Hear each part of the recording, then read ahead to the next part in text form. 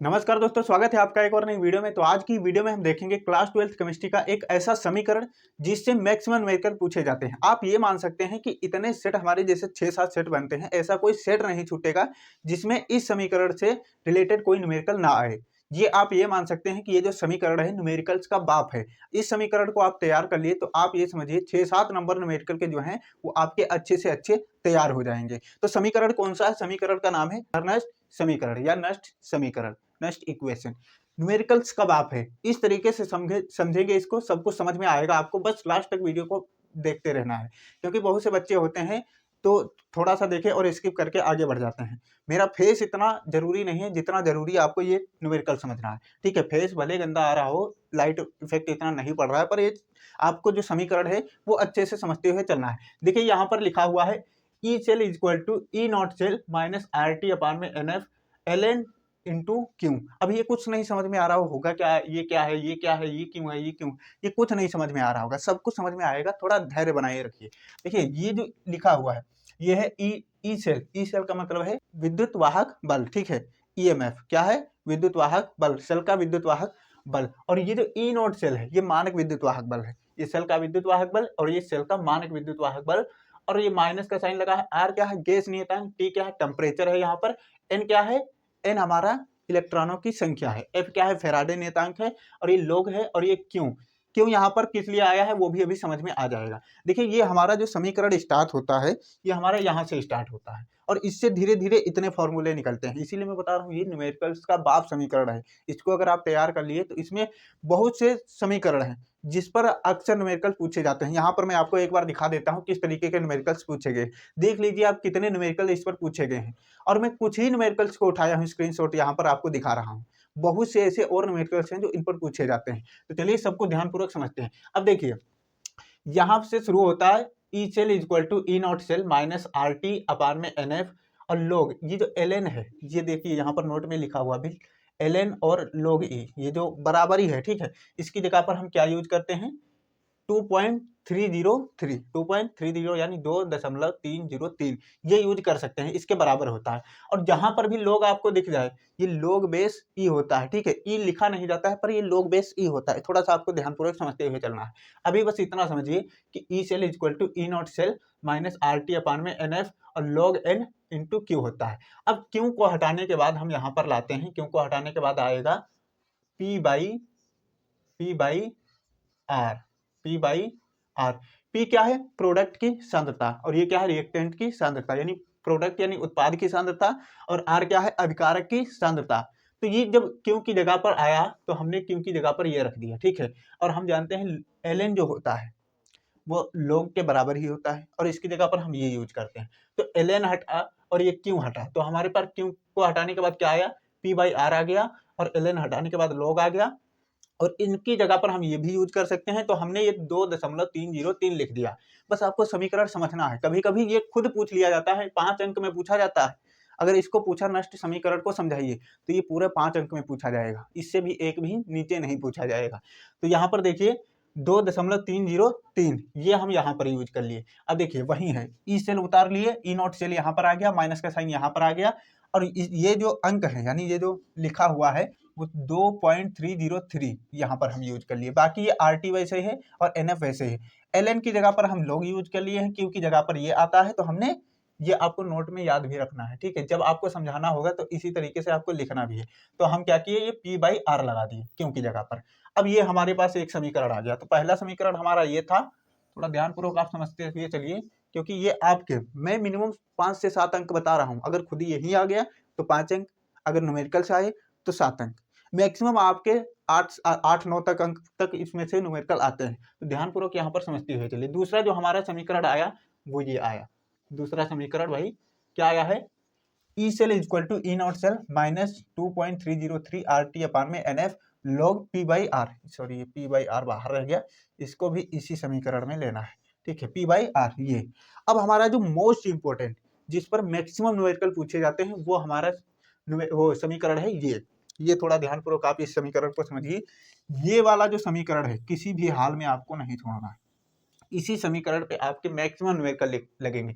जो अभी मैंने समीकरण, अभी जो हमने स्क्रीनशॉट दिखाए उस पे भी मैक्सिमम इसी समीकरण से पूछे हुए न्यूमेरिकल है उसमें भी। यहाँ पर क्या है ई सेल हमने लिख लिया, ई नॉट सेल आ गया, माइनस का साइन आ गया। और जो एफ है, एफ बराबर हम जानते हैं क्या होता है, यहाँ पर मैं लिखता हुआ चलता हूँ जो जो चीजें जरूरी है, ठीक है। एफ बराबर होता है फैराडे नियतांक। क्या होता है जी? फैराडे नियतांक। इसकी जगह पर हम यूज करते हैं 96,500 गुलाम, ठीक है। इसी है गुलाम का मतलब आवेश, आवेश इस पे होता है, यानी 1 फैराडे बराबर 96,500 गुलाम आवेश होता है। तो ये एफ क्या है? फैराडे नियतांक। जब हम यहाँ पर रखेंगे, कैलकुलेशन करेंगे, तो इसको काटने के बाद हमारे पास क्या आएगा?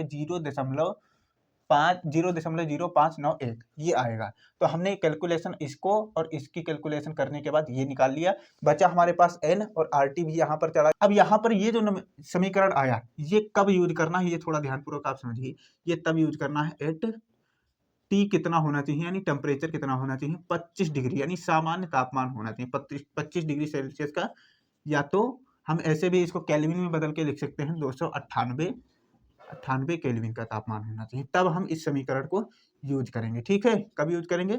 जब हमारी ये कंडीशन सेटिस्फाई होगी, तब हम इस समीकरण को यूज करेंगे। मैक्सिमम यही टेम्परेचर आपको मिलेगा और यही समीकरण आपको लगाना है। तो ये समीकरण जो है मोस्ट इंपोर्टेंट है, इसको ध्यानपूर्वक आपको समझ लेना है। तो भाई ई सेल जो है, ई सेल इक्वल टू होगा, ई सेल क्या है भाई? विद्युत वाहक बल, सेल का विद्युत वाहक बल।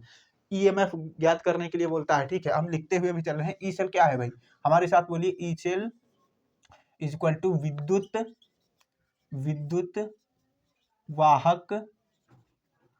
वाहक बल। ई सेल इक्वल टू क्या है? विद्युत वाहक बल, या ईएमएफ बोल देता है कभी कभी, ऐसे भी बोल देता है ईएमएफ, ठीक है। ईएमएफ भी बोल देता है कभी कभी, तो ये थोड़ा ध्यानपूर्वक आपको समझना है। या ऐसे बोल दे ईएमएफ ज्ञात कीजिए, तब भी यही है, विद्युत वाहक बल ही है, बस उसका इंग्लिश फॉर्म में शॉर्ट फॉर्म लिखा हुआ है। तो ये क्या है? विद्युत वाहक बल या ईएमएफ, ठीक है। और ये जो ई नॉट सेल है, ई नॉट सेल क्या है भाई हमारा? ई नॉट सेल, जब यहाँ पर जितने भी एलिमेंट्स यूज होंगे उनके अगर आपको नाम याद होंगे तभी आप न्यूमेरिकल लगा पाएंगे। तो ये भी थोड़ा ध्यानपूर्वक समझना है। ई नॉट सेल क्या है? मानक विद्युत वाहक बल, ठीक है। मानक विद्युत वाहक बल, ठीक है, मानक विद्युत वाहक बल। अब ये जो है एन क्या है? एन हमारे पास यूज हुआ है, एन क्या है? एन इक्वल टू क्या है? इलेक्ट्रॉनों की संख्या, ठीक है। इलेक्ट्रॉनों की संख्या, एन क्या है? इलेक्ट्रॉनों की संख्या। एन इक्वल टू क्या है? इलेक्ट्रॉनों की संख्या। एन के बाद ये लॉग पर हम थोड़ा मान लेते हैं, लॉग की वैल्यू आगे हम समझ लेंगे कितने, कब अगर 1 आएगा तो उसका मान कितना होगा, 2 आएगा तो कितना होगा, 4 आएगा कितना होगा, ये सब हम आगे अभी समझ लेंगे। पी क्या है यहाँ पर समझ लेते हैं। पी जब भी यहाँ पर लिखेंगे समीकरण में, तो इसको बड़े वाले ब्रैकेट में ही रखना है, ठीक है। ये सांद्रता को दर्शाता है, यानी उत्पाद की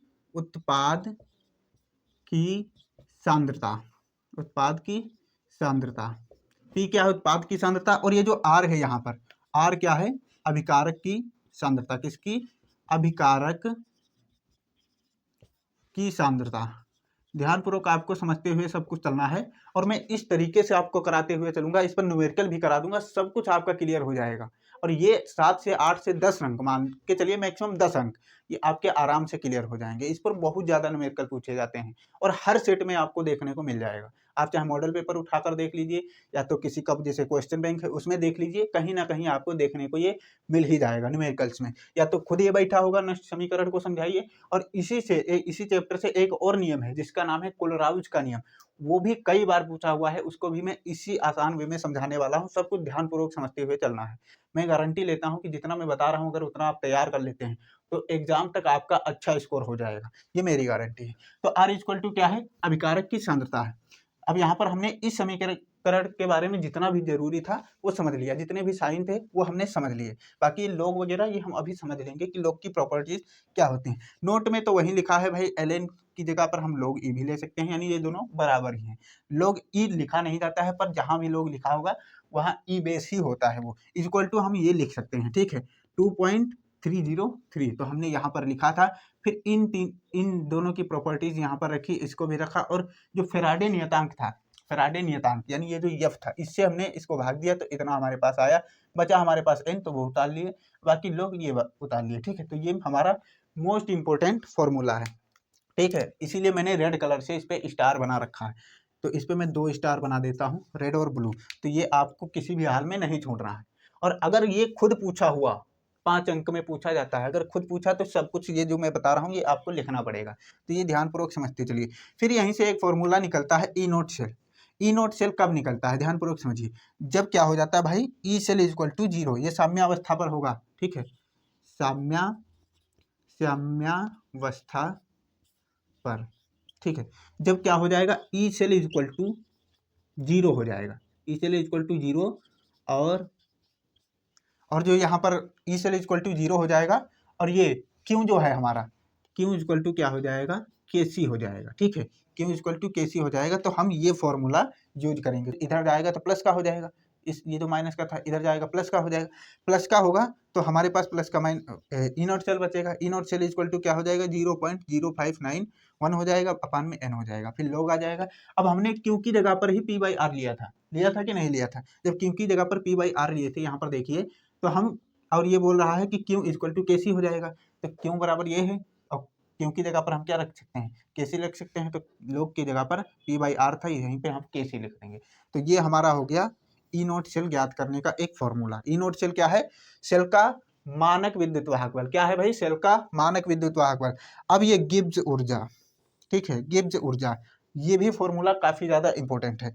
डेल्टा जी नॉट ये है, ये गिब्स ऊर्जा है, माइनस का एन, एन क्या है, इलेक्ट्रॉनों की संख्या, एफ क्या है, फैराडे नियतांक, ई नॉट सेल क्या है, सेल का मानक विद्युत वाहक बल, सेल का मानक विद्युत वाहक बल। अब मैं इस पे बता देता हूँ कि कौन कौन सी प्रॉपर्टीज और आपको याद रखनी है। ये जो समीकरण है बहुत ज्यादा इंपॉर्टेंट है, सबसे ज्यादा ये समीकरण आपका इंपॉर्टेंट है। इसको आपको तैयार कर लेना है, एक बार इसका स्क्रीनशॉट ले लीजिए। और यहाँ पर जैसे बचा हुआ है वो मैं लिख देता हूँ। जैसे यहाँ पर है आर, आर इक्वल टू क्या है, गैस नियतांक, ठीक है, क्या है, गैस नियतांक, आर इक्वल टू गैस नियतांक। टी इक्वल टू क्या है भाई, तापमान, टी इक्वल टू क्या है, तापमान है। और यहाँ पर जो हम लिए हैं, ये देखिए, ये जो केसी है, केसी इक्वल टू क्या है, साम्य स्थिरांक, ठीक है, साम्य स्थिरांक, कुछ भी छूटना नहीं चाहिए। केसी इक्वल टू क्या है, साम्य स्थिरांक। और डेल्टा जी, जी नॉट, ये क्या है, गिब्स ऊर्जा, ठीक है, गिब्स ऊर्जा, मानक गिब्स ऊर्जा, मानक गिब्स ऊर्जा। जी नोट, जी नोट क्या है, डेल्टा जी नोट, मानक गिब्स ऊर्जा। और बाकी तो सब कुछ आपको बता ही दिया हूँ, यानी क्या है, एफ क्या है, ई नोट सेल क्या है। जो जो यहाँ पर जरूरी प्रतीक थे हमने उसके नाम भी यहाँ पर देख लिए। अब आपको एक बार इसका स्क्रीनशॉट ले लेना है, फिर आगे क्या जरूरी है वो चलिए समझते हैं।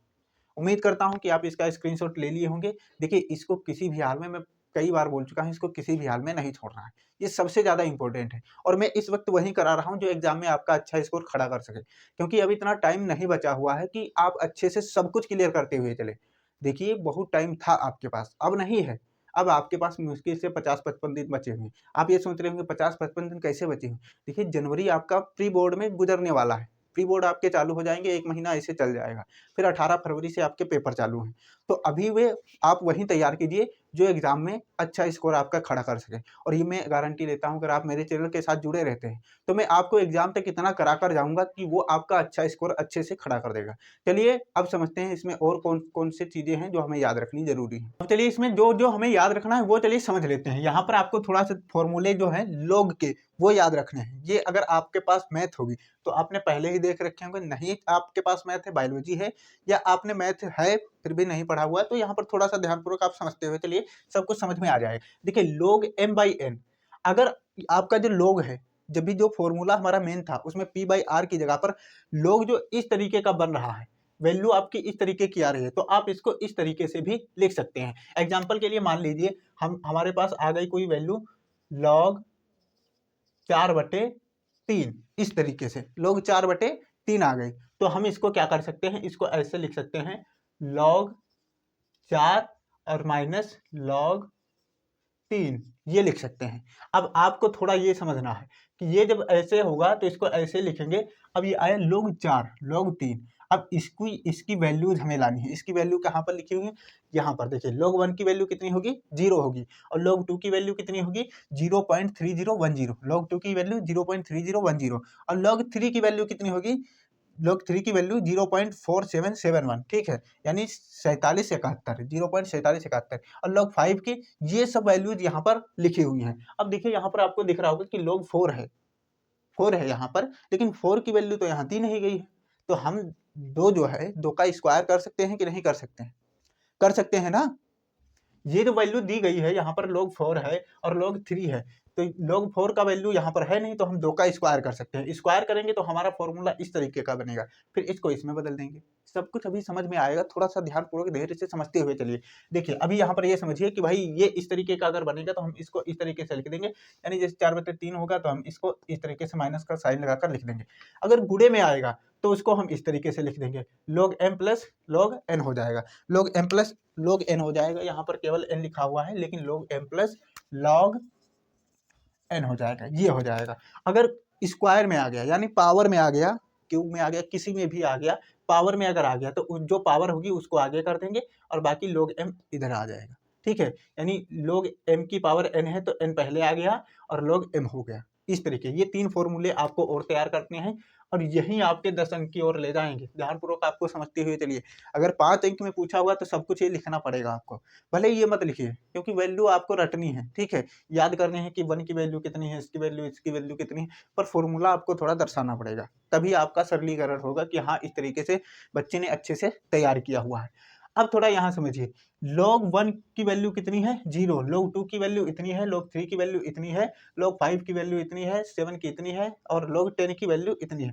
ज्यादातर आपके 1 और 10 यही सब आते हैं, मैक्सिमम ये सब नहीं, बहुत कम आता है, 7 1 बहुत कम आता है, ज्यादातर 1 और 10 और ये 2 3 आ जाएगा।